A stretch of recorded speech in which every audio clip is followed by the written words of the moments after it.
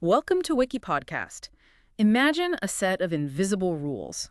They dictate, well, everything. Why your hot coffee cools down, sure, but also the grand unfolding destiny of the entire universe. Right. These aren't just, abstract ideas floating around. They are nature's fundamental laws, constantly at play. Governing energy, heat, even the direction of time itself. It's fascinating stuff. Today, we're taking a deep dive into these profound principles. That's the plan. Our mission today is to really unpack the laws of thermodynamics. It's a cornerstone of physics, defining quantities like temperature, energy, and entropy. And showing the relationships between them, right? Exactly. And crucially, revealing the essential relationships. These aren't just theory.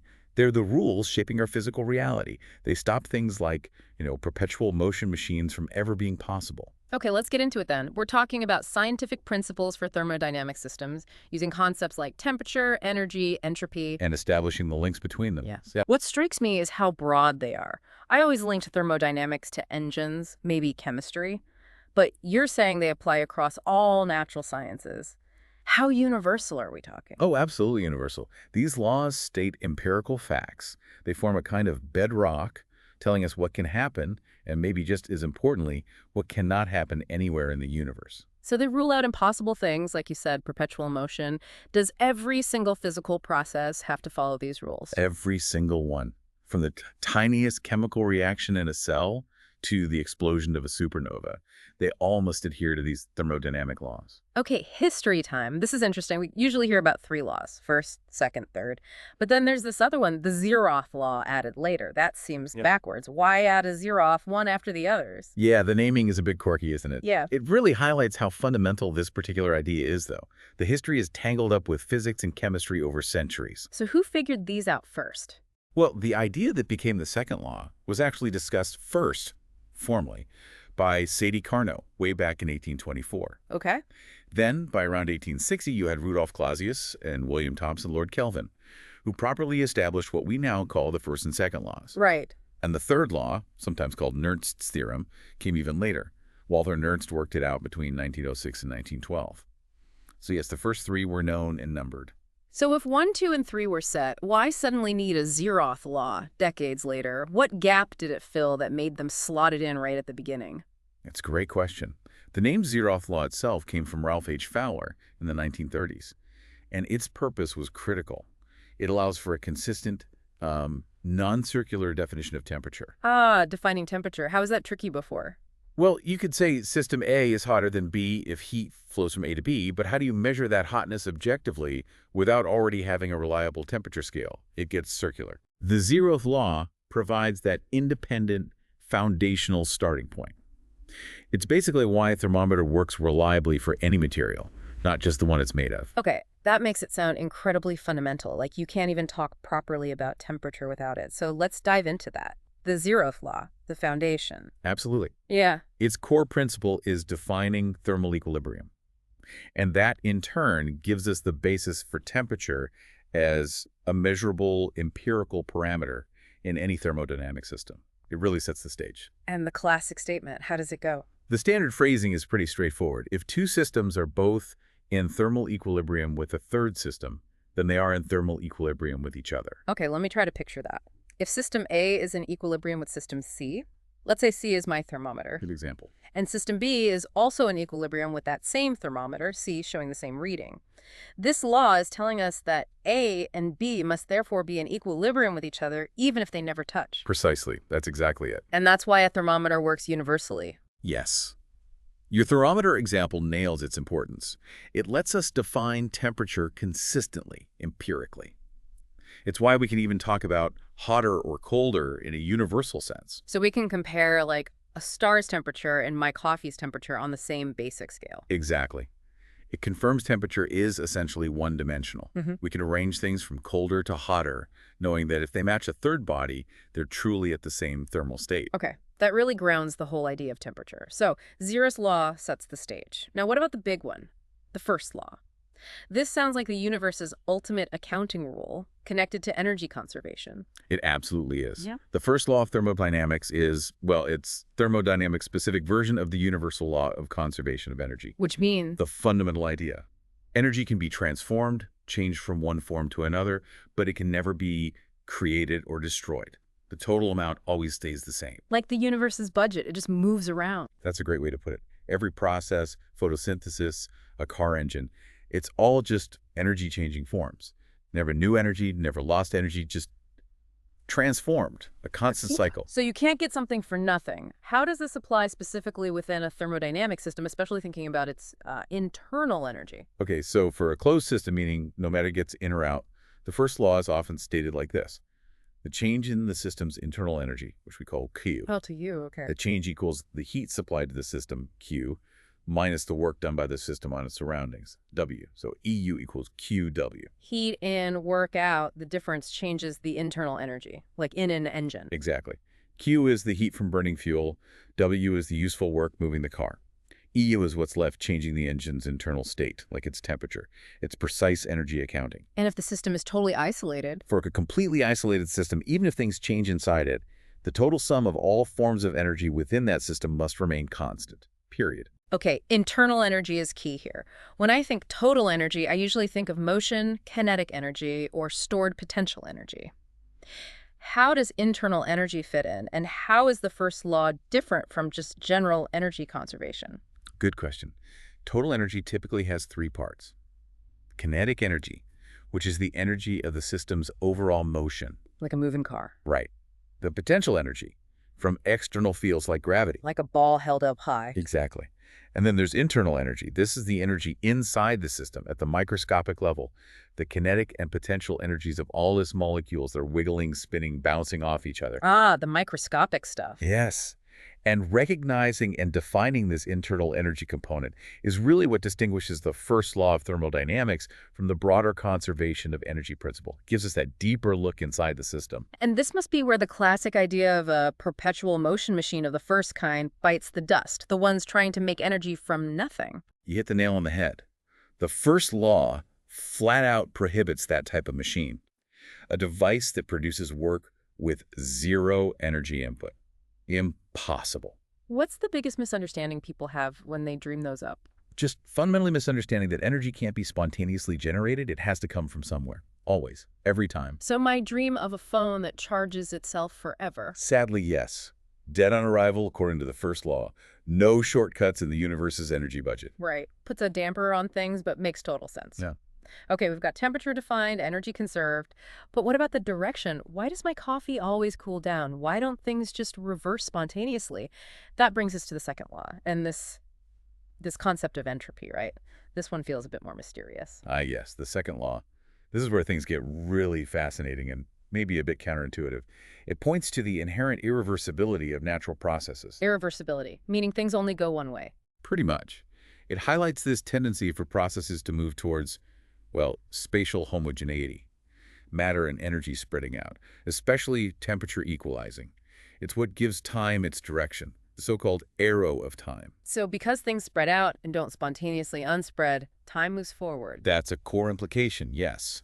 This tendency for energy to disperse is also why no engine can ever be 100% efficient. Some energy is always lost as waste heat, unusable for work. It increases the overall messiness, you could say. Messiness. Is that entropy? How should we think about that? But first, can you give us a simple version of the second law, something relatable?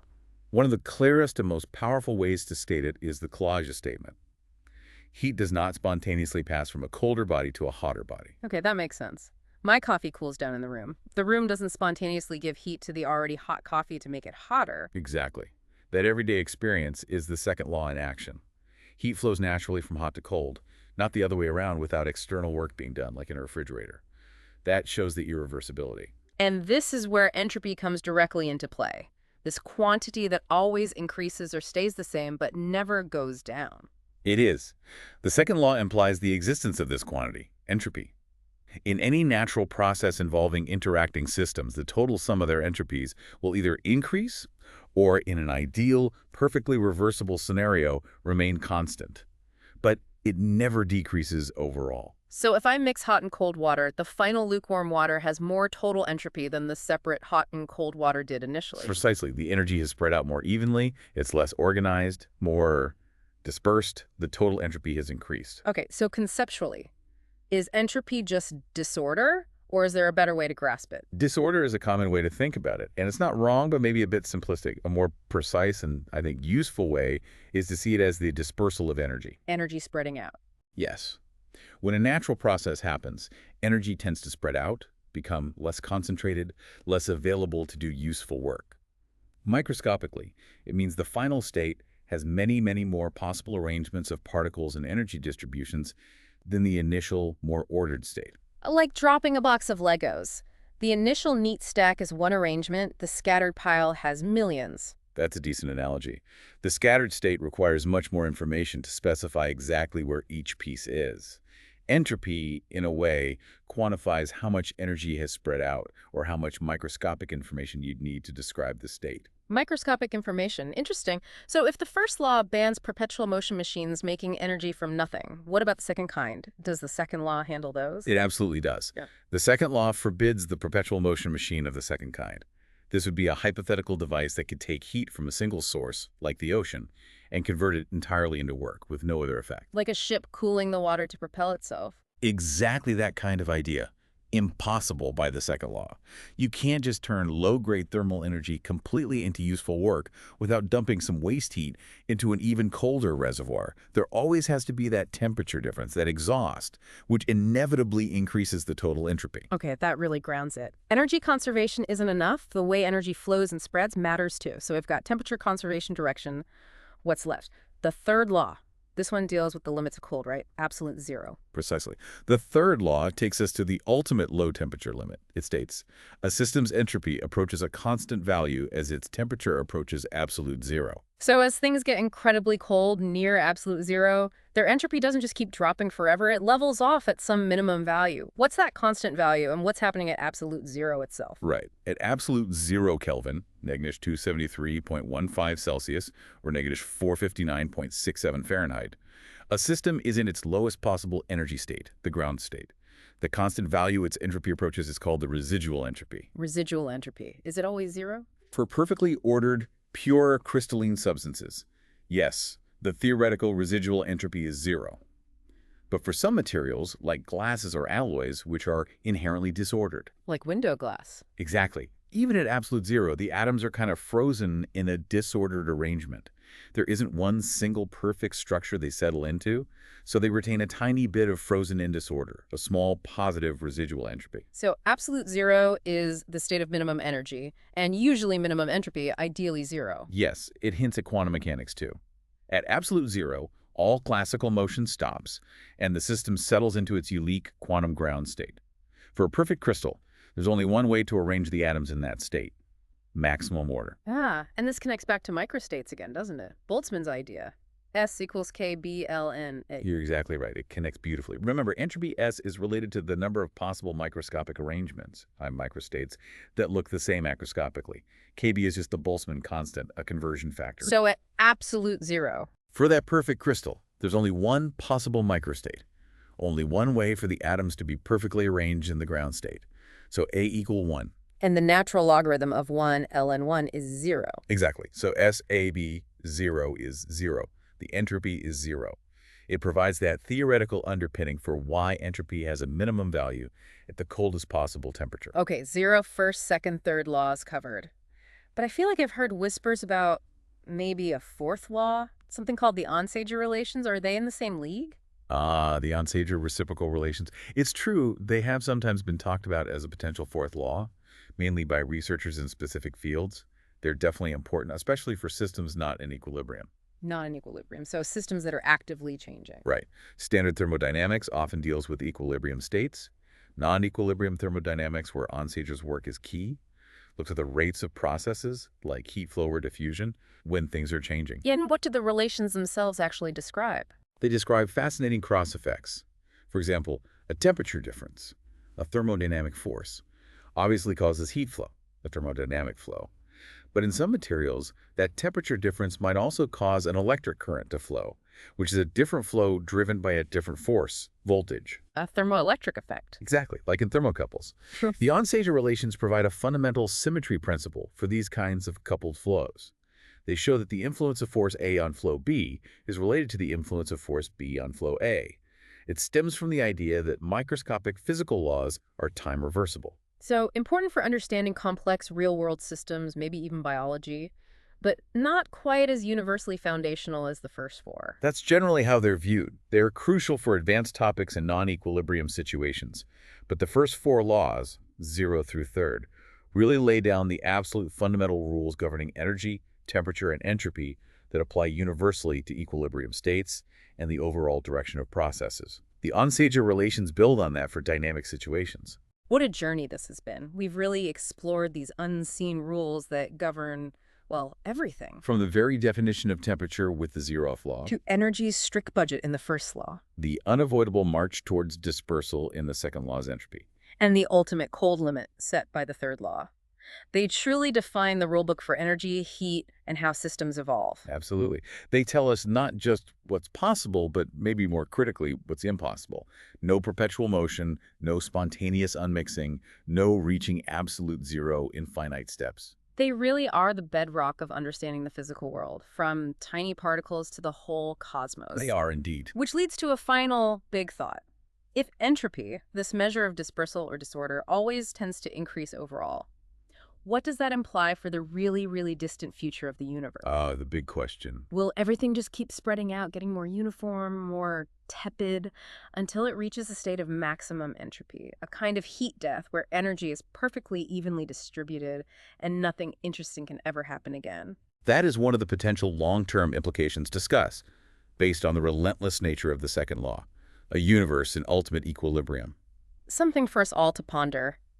Thanks for listening. Write us your opinion on what the ultimate implications of entropy are for the universe's future in the comments. Subscribe to the channel to help more listeners reach our episodes. Thank you, and have an amazing day.